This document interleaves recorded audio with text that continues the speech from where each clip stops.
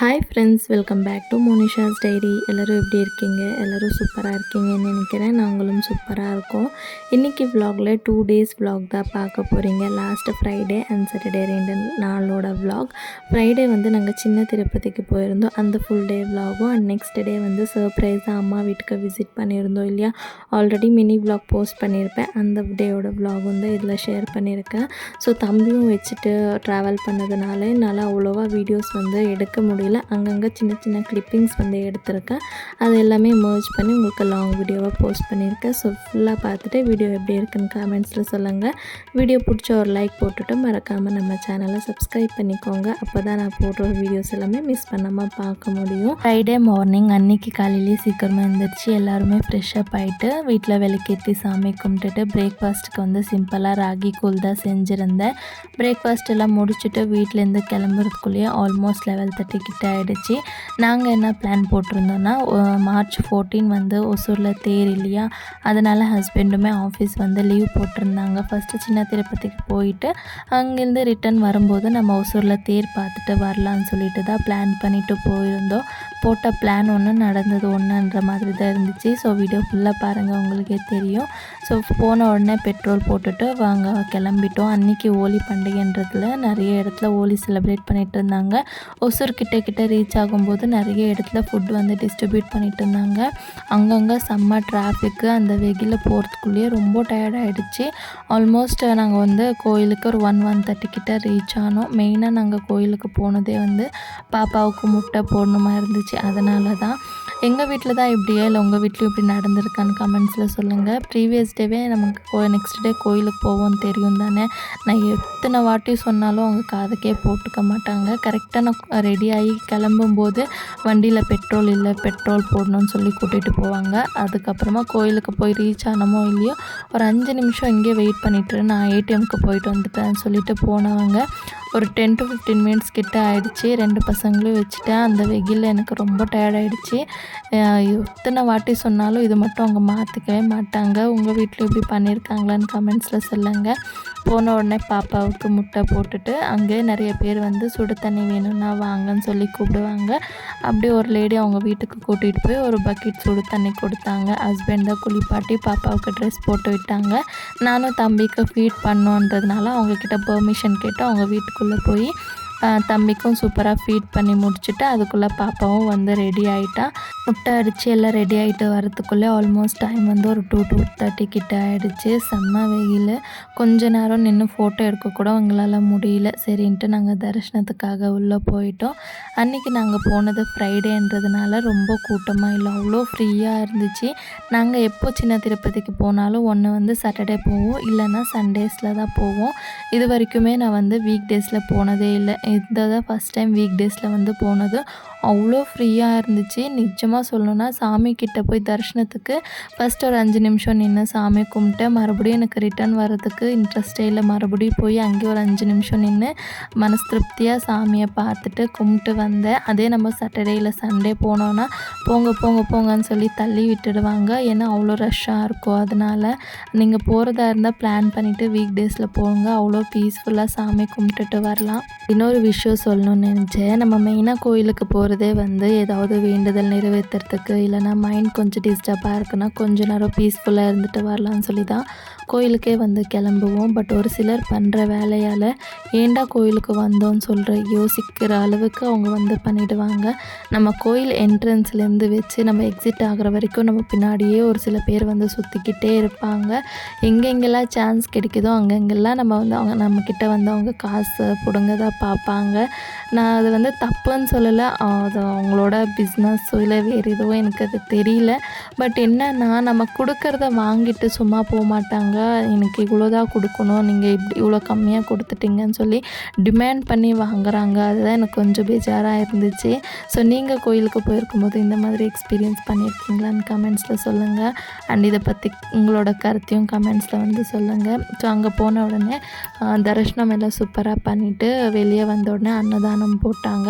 சூப்பராக சாப்பாடெல்லாம் சாப்பிட்டுட்டு வெளியே வந்து இந்த மாதிரி மரம்ல ஒரு டிஃப்ரெண்ட்டாக இருந்துச்சு பூ. இதை தான் ரொம்ப நேரம் வச்சு என்னடா இது பூ இப்படி டிஃப்ரெண்ட்டாக இருக்குன்னு சொல்லி சுற்றி சுற்றி பார்த்துட்டு இருந்தேன். இப்போ இருக்கிற பசங்களே எவ்வளோ ஷார்ப்பாக இருக்காங்க. பாப்பாவுக்கு வந்து ஃபஸ்ட்டெல்லாம் மொட்டை போடணுன்னா அவ்வளோவா அவளுக்கு தெரியாது, சைலண்ட்டாக இருப்பாள். பட் இந்த வாட்டி மொட்டை போடுறதுக்கு அவள் ஒத்துக்கவே இல்லை, அழுந்துகிட்டே இருந்தாள்.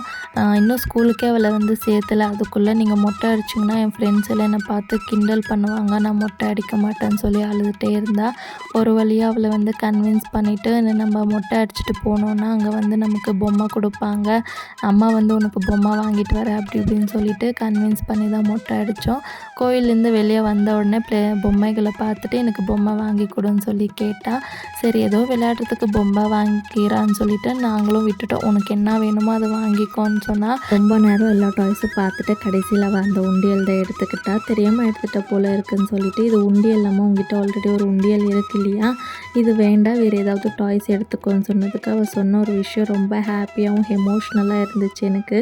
இந்த உண்டியலில் நான் வந்து காசு சேர்த்து வச்சு தம்பிக்கு பர்த்டே வரும் இல்லையாம்மா, அப்போது நான் வந்து அவனுக்கு சர்ப்ரைஸாக ஏதாவது வாங்கி கொடுக்கணும்னு சொல்லி சொன்னால் அவள் செய்கிறாளோ இல்லையோ அவள் சொல்கிற ஒரு வார்த்தை அவ்வளோ ஹாப்பியாக இருந்துச்சு எனக்கு. ஸோ இந்த சின்ன வயசுலேயே அவள் அவ்வளோ பெருசாக யோசிக்கிறாள்ன்றது எனக்கு ரொம்ப ஹாப்பியாக இருந்துச்சு. கண்டிப்பாக என்னோடய பையனுக்கு அவள் செகண்ட் அம்மாவாக தான் எனக்கு தெரிஞ்சா. எப்படி சொல்கிறது, எனக்கு அதை சொல்லவே வார்த்தை இல்லை. எனக்கு அவ்வளோ ஹாப்பியாக இருந்துச்சு. சரிம்மா நீ நினச்ச மாதிரியே பண்ணுன்னு சொல்லிவிட்டு அவளுக்கு உண்டியல் எல்லாமே வாங்கி கொடுத்துட்டு அங்கேயே வந்து ரொம்ப வெயிலாக இருந்துச்சு. கொஞ்ச நேரம் அங்கேயே உட்காந்து ரெஸ்ட் எடுத்துகிட்டு அங்கேருந்து கிளம்பி நாங்கள் வந்து ஒசூருக்கு ரீச் ஆகிட்டோம். ஒசூர் ரீச் ஆகிற வரைக்குமே வந்து தேர் பார்த்துட்டு போகலான்னு சொல்லி ஒரு பிளானில் தான் இருந்தோம். ஒசூருக்கு ரீச் ஆனோடனே பஸ் ஸ்டாண்ட் கிட்டேயே செம்ம கூட்டம், அவ்வளோ டிராஃபிக்காக இருந்துச்சு. சரி நான் தேர் வச்சுருக்க ரோடுக்கு போனோன்னா இன்னும் டிராஃபிக் ஆகிடும், செம்ம கூட்டமாக இருக்கும், பசங்களை கூட்டிகிட்டு போய் பார்க்க முடியாது. சரி நம்ம இன்னொரு அடுத்த வருஷம் பார்த்துக்கலான்னு சொல்லிவிட்டு அங்கேருந்து ஃபஸ்ட் எப்படா வீட்டுக்கு போய் சேர்றோன்ற மாதிரி ஆயிடுச்சு. வீட்டுக்கு போன உடனே நல்லா படுத்து கொஞ்சம் நேரம் ரெஸ்ட் எடுத்த பிறகு தான் எங்களுக்கு கொஞ்சம் நேரம் ரிலாக்ஸாகவே இருந்துச்சு. அவ்வளோதான், இந்த டே எங்களுக்கு அப்படி தான் போச்சு. ஸோ அங்கே கட் பண்ண நெக்ஸ்ட் சாட்டர்டே மார்னிங் தான். அன்றைக்கி காலையிலேயே பிரேக்ஃபாஸ்ட்டுக்கு வந்து ஆஸ் யூஷுவல் என்னோடய ஃபேவரட் ஓட்ஸ் பிரேக்ஃபாஸ்ட் தான் செஞ்சுருந்தேன். வீட்லேயும் விளக்கேற்றி சாமி கும்பிட்டுட்டு அம்மா வீட்டுக்கு போகணுன்னா சொல்லவா வேணும். ப்ரீவியஸ் டே கோயிலுக்கு போயிட்டு வந்து டயர்டாக இருந்தாலும் அதெல்லாம் பார்க்காம நைட் 9 மணியில் உட்காந்து பேகு ஃபுல்லாக பேக் பண்ணி நெக்ஸ்ட் டே மார்னிங் 9:30க்கே நான் வந்து காலையிலே சீக்கிரமாக ரெடி ஆகிட்டேன். ஹஸ்பண்ட் வந்து பேங்க்கில் ஒரு சின்ன வேலை இருக்குமோ ½ அன் ஹவரில் முடிச்சுட்டு வந்துடுவேன், அதுக்கப்புறமா நம்ம வந்து கிளம்பலாம், நெக்ஸ்ட் எனக்கு லீவு கிடைக்காதுன்னு சொல்லி சொன்னாங்க. சரி ஓகேன்னு சொல்லிவிட்டு நானும் நிதானமாக வீட்டில் எல்லா வேலையும் முடிச்சுட்டு விளக்கேற்றி சாமி கும்பிட்டு 11:30க்கு தான் நான் பிரேக்ஃபாஸ்ட்டே சாப்பிட்டேன். அப்போ கூட ஹஸ்பண்ட் இன்னும் வர காணோம். ஃபோன் பண்ணி கேட்டு எனக்கே டயர்டாயிடுச்சு. இதோ 5 நிமிஷத்தில் வந்துடுறேன்னு சொல்லிவிட்டு 2 மணி நேரமாக ஆளை காணோம். வீட்டுக்கு வந்தோடனே பாப்பாவே ரொம்ப டென்ஷன் ஆகிட்டா. இன்னைக்கு எங்களை கூட்டிகிட்டு போறியா இல்லையா, வரேன்னு சொல்லிட்டு இப்போ தான் வந்திருக்கேன், நம்ம எப்போ ஊருக்கு போகிறதுன்னு சொல்லி அவங்க அப்பா கிட்ட சண்டை போட்டுட்டு இருந்தா. கொஞ்ச நேரம் அவங்க அப்பா அவளை வந்து கன்வின்ஸ் பண்ணுறதுக்கு பாரு உண்டு இந்த ட்ரெஸ்ஸு மேட்சிங்கு அப்படி இப்படின்னு சொல்லிவிட்டு அவளை டாபிக் வந்து சேஞ்ச் பண்ணி அவளை டைவர்ட் பண்ணிட்டாங்க. ஒரு வழியாக ஒரு 12 o'clock கிட்டே கிளம்பணும். வீட்டில் இருந்து வெளியே வந்து நிற்கிறேன். அப்போ தான் என் ஹஸ்பண்ட் ஒரு குண்டுக்கல் தூக்கி போடுறாங்க. ஆமாம் சர்ப்ரைஸ்ன்னு சொல்லிட்டு நீ இங்கேருந்து கிளம்புறேன், உங்கள் அம்மா சர்ப்ரைஸ்ன்னு சொல்லிட்டு உங்கள் அம்மா பெங்களூர்லேருந்து கிளம்பி வந்துட்டா என்ன பண்ணுவேன்னு சொல்லி கேட்டாங்க. எனக்கு ஒரு மாதிரி ஷாக் ஆகிடுச்சு. ஆமாம் இப்படி ஒன்று இருக்குல்லையே, இதையே நம்ம யோசிக்காமல் விட்டுட்டோம்னு சொல்லி யோசித்தேன். சரி காலையில் அப்பா வந்து ஃபோன் பண்ணி என்கிட்ட பேசினார். நார்மலாக தான் வீட்டில் இருக்கிற மாதிரி தான் பேசினாங்க. ஸோ அதனால கொஞ்சம் கான்ஃபிடெண்ட்டாக இருந்தேன். சரி ஃபோன் பண்ணி பேசலான்னு சொன்னால் அவங்க கண்டுபிடிச்சிடுவாங்க நம்ம வரோன்னு சொல்லிட்டு சரி என்ன நடக்கணும்னு இருக்கோ அப்படியே நடக்கட்டும், வா நம்ம வந்து கிளம்பலான்னு சொல்லிவிட்டு வீட்டில் இருந்து கிளம்பி அத்தைப்பள்ளி ரீச் ஆன உடனே சரி நம்ம வீட்டுக்கு போய் ரீச் ஆகிறதுக்குள்ளே ஒரு 3:30 கிட்ட ஆகிடும். ஸோ லஞ்சுமே அவங்களுக்கு மட்டும் ப்ரிப்பேர் பண்ணியிருப்பாங்க, நம்ம வந்து சர்ப்ரைஸாக போகிறோம் இல்லையா, அதனால ஹோட்டலில் சாப்பிட்டு போயிடலான்னு சொல்லிட்டு மீல்ஸ் தான் வாங்கியிருந்தோம். ஸோ தம்பியை வச்சுட்டு சாப்பிட்டு முடிக்கிறதுக்குள்ளேயே எனக்கு போதும்னு ஆகிடுச்சு. நான் சாப்பிட போனேன்னா அவன் வந்து பிளேட்டு வந்து இழுக்கிறது, இல்லைனா கை கொண்டு போய் சாம்பாரில் வைக்கிறதுக்கு ட்ரை பண்ணுறது, இல்லைனா ஏதோ ஒன்று பண்ணிகிட்டே இருக்கணும். இப்போல்லாம் விளையாட்டு வந்து ஜாஸ்தி ஆகிடுச்சு. அவன் முன்னாடி எந்த பொருளோ இல்லை ஏதாவது இருந்துச்சுன்னா அதை தூக்கி போட்டு விளையாடிடணும். அப்போ தான் அவன் வந்து கொஞ்சம் ஹாப்பியாக இருப்பான். ஸோ அங்கேருந்து கிளம்பி வீட்டுக்கிட்ட ரீச் ஆகிட்டோம். வீட்டுக்கு போகிறதுக்கு முன்னாடி பேக்கரிக்கு போயிட்டு கொஞ்சம் ஸ்வீட்ஸு, மிக்சர், ஸ்நாக்ஸ் எல்லாமே வாங்கிட்டு வீட்டுக்கு வந்து கிளம்பிட்டோம். வீடு கிட்ட போகும்போது எனக்கு அப்படியே எமோஷன் வந்து ஜாஸ்தி ஆகிடுச்சு. மிக்ஸ்டு ஃபீலிங்காகவே இருந்துச்சு. எப்படி ரியாக்ட் பண்ணுவாங்க, உங்களோட ரியாக்ஷன்ஸ் எப்படி இருக்கும்னு சொல்லி பார்க்குறதுக்கு அவ்வளோ ஆர்வமாக இருந்துச்சு. ஸோ ஃபஸ்ட்டு வந்து பாப்பாவை தான் முன்னாடி அமுச்சு விட்டுட்டு நான் பின்னாடியே போனேன். வீடியோ ரெக்கார்ட் பண்ணணும்னு சொல்லிட்டு தான் போனேன். ஸோ போன உடனே அப்பா பார்த்துட்டு ரொம்ப ஹாப்பி ஆகிட்டாரு. அப்பா பேசினது பார்த்துட்டு அம்மா ரூமுக்குள்ளே இருந்தாங்க, தூங்கிட்டு இருந்தாங்க. ஸோ ஏதோ வீடியோ கால் பண்ணி பேசுகிறேன்னு சொல்லிவிட்டு அவங்க நம்பலை. நான் போய் ரூம் டோர் ஓப்பன் பண்ண உடனே அம்மா பார்த்துட்டு அப்படியே கண்ணில் தண்ணி வந்துருச்சு. அழுக ஸ்டார்ட் பண்ணிட்டாங்க. அவங்கள பார்த்துட்டு எனக்கும் அழுகையாக வந்துருச்சா. நான் வீடியோ எடுக்கிறதே மறந்துட்டு வச்சுட்டேன் ஃபோனை. வீடியோ எடுக்கவே இல்லை. அதுக்கப்புறமா அம்மாவை கொஞ்சம் சமாதானம் பண்ணிவிட்டு வெளியே வந்து பார்த்தா அப்பாவும் உட்காந்து அழுதுட்ருக்காங்க. சொல்லாமல் வந்துட்டிங்க. எனக்கு அப்படியே ஒரு மாதிரி மிக்ஸ்டு எமோஷனாக இருந்துச்சுன்னு சொல்லிட்டு. ஆக்சுவலி அம்மா என்ன சொல்லிட்டு இருந்தாங்கன்னா, மே மந்தில் வாங்க, எனக்கு லீவ் இருக்கும், அப்போ வந்து ஒரு 1 வீக்கில் 15 டேஸ் இருந்துட்டு போகலான்னு சொல்லிட்டு இருந்தாங்களா. பட் நாங்கள் சர்ப்ரைஸாக இப்போ போனதே வந்து அவங்களுக்கு ஒரு மாதிரி ஹாப்பியாகிடுச்சு. ஸோ போய் கொஞ்ச நேரம் ரிலாக்ஸ்டாக உட்காந்து பேசிவிட்டு அதுக்கப்புறமா அம்மா லெமன் ஜூஸ் போட்டு கொடுத்தாங்க. சூப்பராக ஜூஸ் எல்லாமே குடிச்சிட்டு ரொம்ப நேரம் பசங்க கூட விளையாடிட்டு இருந்தாங்க. அதை பார்க்குறதுக்கு எனக்கு ஹாப்பியாக இருந்துச்சு. ஸோ சொல்லாமல் சர்ப்ரைஸ் கொடுத்ததுக்கு ஒர்த் ஃபார் இட் இருந்தால் எனக்கு ஃபீல் ஆச்சு. அப்போ சந்தோஷத்தில் என்ன பண்ணணும்னு தெரியாமல் ஃபோன் பண்ணிவிட்டு ஆண்டி பசங்களுக்கெல்லாம் மோனிஷா வந்திருக்கா, பசங்க வந்திருக்காங்கன்னு சொல்லி ஃபோன் பண்ணி சொன்னாங்களா. அவங்களும் ஏதோ சும்மா சொல்கிறாங்க, வரல, பிகாஸ் நான் இன்ஃபார்ம் பண்ணல இல்லையா, சும்மா சொல்கிறாங்கன்னு சொல்லிவிட்டு அவங்களும் லேட்டாக தான் வந்தாங்க. வந்து பார்த்து அவங்களுமே ரொம்ப ஷாக் ஆகிட்டாங்க.